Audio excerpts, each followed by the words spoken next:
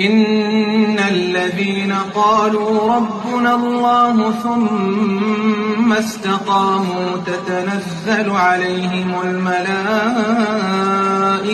ألا تخافوا ولا تحزنوا وأبشروا بالجنة التي كنتم توعدون نحن أولياؤكم في الحياة الدنيا وفي الآخرة ولكم فيها ما تشتهي أنفسكم ولكم فيها ما تدعون نزلا من غفور رحيم ومن أحسن قولا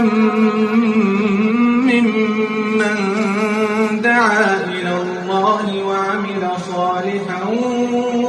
وقال إنني من المسلمين ولا تستوي الحسنة ولا السيئة ادفع بالتي هي أحسن فإذا الذي بينك وبينه عداوة كأنه ولي حميم وما يلقاها إلا الذين صبروا وما يلقاها إلا ذو حظ عظيم